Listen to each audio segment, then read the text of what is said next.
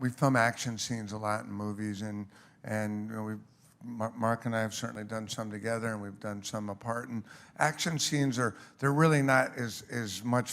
They're certainly not fun to film. They're slow and tedious, and you have to be very safety conscious. So, you know, we're used to doing that. And in that regard, filming the explosion at the marathon was, you know, more or less fit into the pattern of work that we're used to.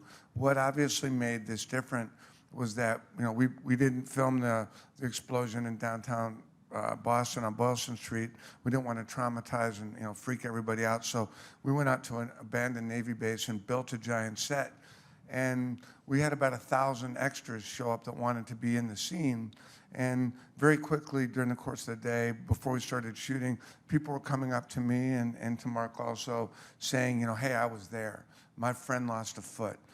I'm friends with, you know, one of the people who lost their lives, showing us their scars. And I suddenly realized, well, okay, well, this actually could be different, you know, because we're going to be recreating this. And I had underestimated how concerned I would be that we would be doing this with people who really went through it. I didn't want people to be upset. And so every morning, Mark and I would sort of say, look, we're doing this. If anybody's upset, come find us. If you want to leave, you can leave. If you want to talk, we'll talk.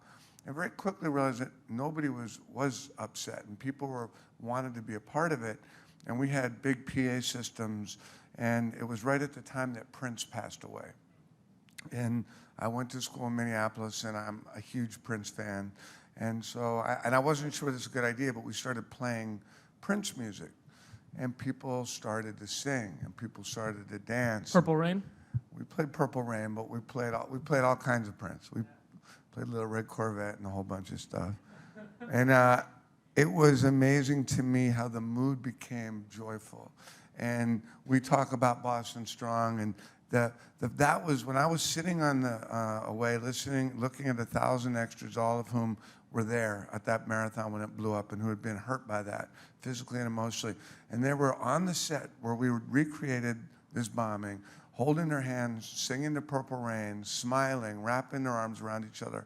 I really did believe in Boston Strong then, and I believed that, you know, one of the themes of this film is that they might knock us down, but we get back up, and we as a group of people are actually pretty good. Like, I believe if you were hurt, I would probably help you, and you would probably help him, and you wouldn't ask each other who you voted for, and you wouldn't care what color your skin was or what sexual orientation you were. We generally just help each other.